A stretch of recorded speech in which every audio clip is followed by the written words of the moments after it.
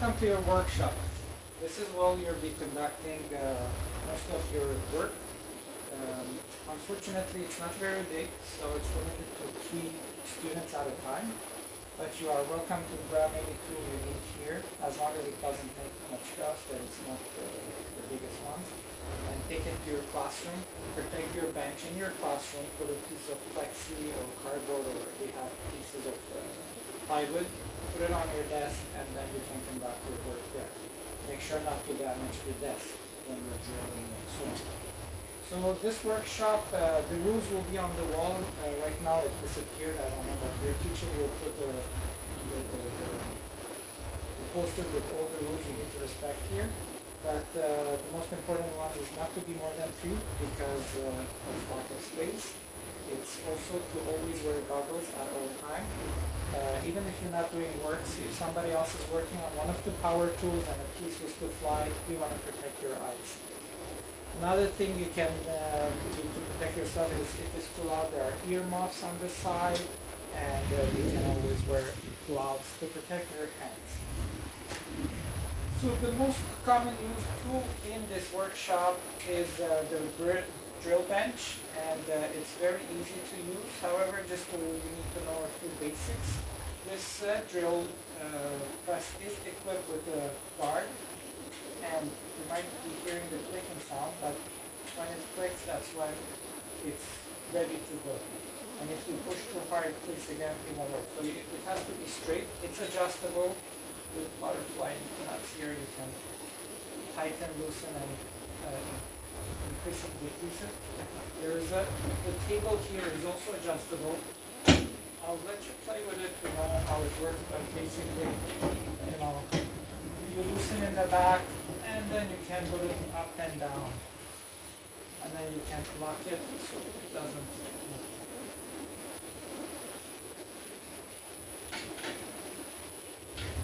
So here on the side, it has the buttons to start it and stop it, and there's also an emergency buckle. I'll show you how it looks like. So right here is the start, and that's the stop. There's also an emergency stop. If you press that one, after that, if you press start, it won't start. So you just have to rotate and it clicks out. It's just an extra button there, I guess. It being bigger, if something's going on, you right away just press that one.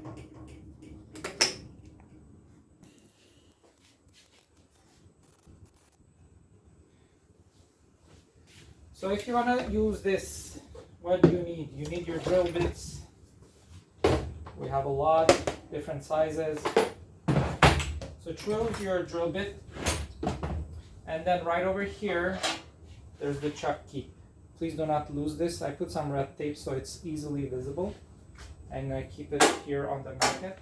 So you need this you can always turn the chuck here to loosen your drill bit. Remove it. Please store it back where you took it from or in this box here. And then grab the drill bit that you need to work with. At first you can loosen and tighten with your hands. There's no problem with that. Tighten it and then use your chuck key to finish tightening. And then place your chuck key on the machine. Then if you have a piece of wood that's big enough to work with, you can always hold it with your hand. If that is not the case, then inside the drawers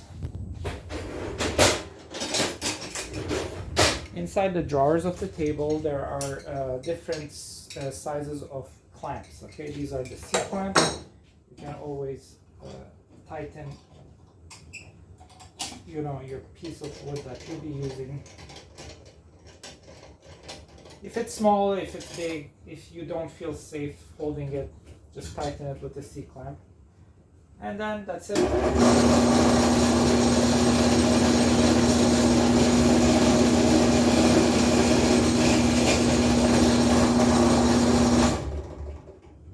Then you can make your hole inside your material. You can use this drill press with many different materials. Plastic, plexi, wood, metal. The only thing with metal, I highly recommend that you use a sharp piece of nail, steel nail, something strong. And then take your piece of nail, let's say that's the nail, take your piece of metal and then make a little nick first, a little dent, so that when you're drilling into it, the drill bit doesn't spin around it. And then also recommended is to use a drop of oil. This will keep your drill bit cool, and it's gonna make the drilling much easier. And then you can keep on adding as you go.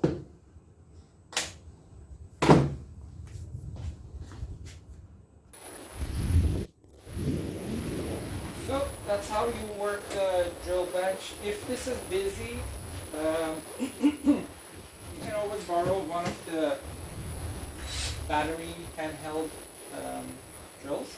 Take it to your classroom and you can use it there. And please keep the batteries charged. If you see they're weak, the chargers are all here on the side. Plug it in, charge it please. And once you're done, always a good idea to remove the drill bit and put it back in its box. There are also, if you wanted to make holes, big holes like these ones here into your material, you also have these hole saws you can use. Pretty easy to use. You'll figure it out. Basically, there's the drill bit that goes inside here, and then you have to lock it up. If you have trouble, you can come and see me. I'll give you a hand. Alright, other things to do here. You have your vice grip here, which is kind of useful. If you want to cut a piece of wood or something, you can always use this to tighten it. If you wanted to cut, you have different options. You have the manual ones. Use a nice handsaw. If it's metal or something very hard, you have a hacksaw with little teeth here. That's for metal. Again, if you're cutting metal always or drilling into metal, tap oil is always a good idea.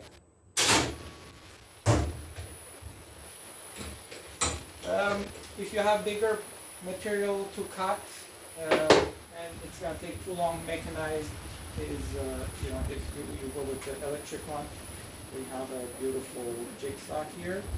And if you need absolutely straight lines, then you can come and borrow. I have a circular saw, and if it's even bigger, we have a table saw. You can come and see me, and we can help you cut. If you're gonna cut a big piece yourself with the jigsaw, please secure it to the table with C-clamps or clamps inside the drawers here. And it's a one-person job. I don't want to see a student holding it while another one is cutting. It's one person has to do it. So secure it. When you see everything is safe, make sure that the cut you're gonna make will not be obstructed by any object, and then take your cut. If you're done cutting, you want to smooth it out, or you have to file something. We have metal files, we have wood files, and we have a grinder. The grinder right here, easy to work with. Always make sure you have your goggles on, and then these pieces of glass are covering and protecting your face. And here we have the stone part and brush part. This is only for metal. Do not use it with plastic or wood, because it's not only going to make it worse, but it's also going to jam the stone, which I have to afterwards. So with your metal, just come here, turn it on, and then slowly start working. But if it's a small job, go with a handheld one.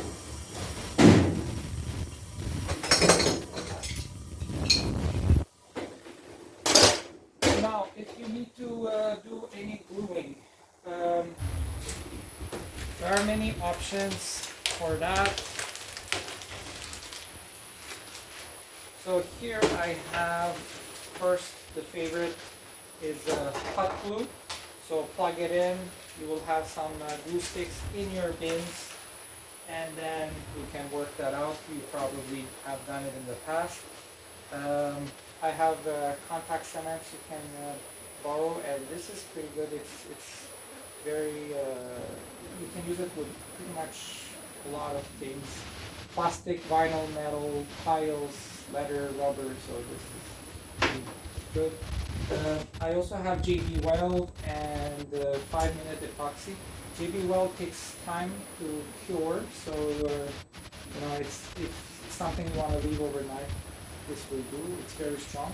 Or you have this option, which after 5 minutes it will harden, and after an hour, I would say you'll be completely hardened, ready to use. So these two are 2-part screws. So you have to take a piece of paper, put a drop of each or more, and then start mixing it 60 seconds, and then you apply to your object that you want to do.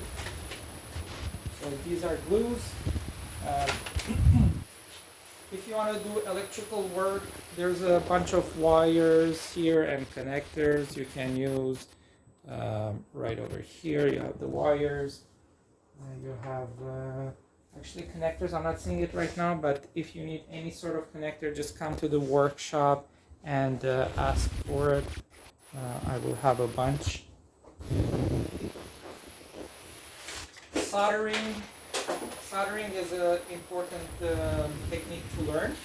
I highly recommend you watch some videos on how to do it. There are tons of it out there. But essentially, you want to have a sponge with some water, and then you want to plug this before you're going to do the soldering. These ones are not the strongest, so they take time to warm up. Once it's hot, you can apply some solder, clean it on the wet sponge, and then do your soldering work. And practice, because it takes time to do good solders. You'll often notice at first you'll do cold solders, and those are not good. You have to get the solder running on the electrical components like cables or resistors and so on and so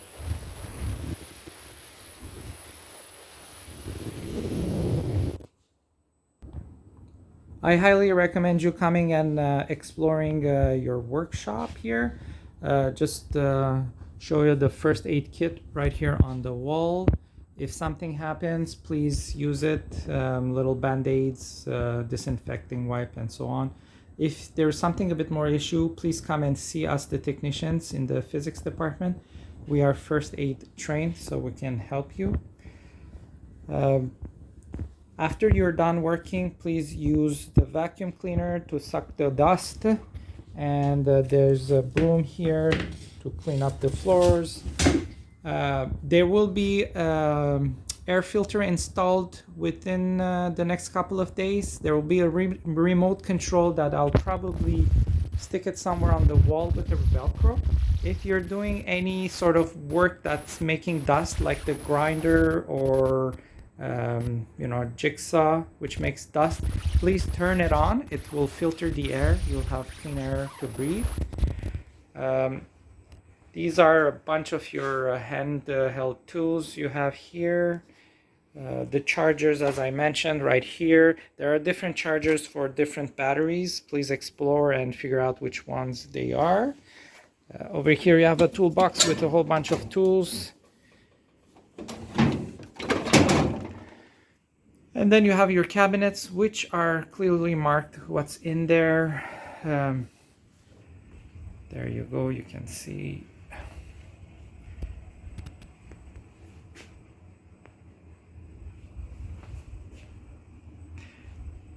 I forgot to mention, when you're doing any soldering, there's also here a little filter that sucks the fumes away from you, so use this. You won't be breathing the toxic fumes. There you go. You can take this also to your classroom if you need to, and then just work in front of it.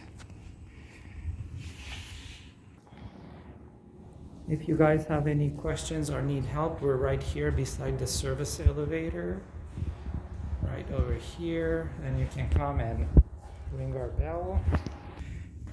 One last thing I wanted to show you guys is that our 3D printer is right over here in our workshop. So when it's time to print something, just come and bring us your file and we will be printing it. It's a Luzbot Taz. It's a good printer. It does the job.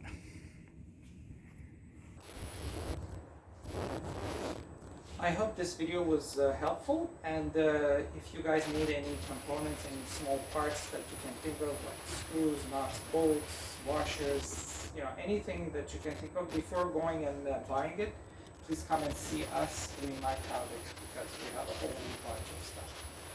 Good luck with your projects.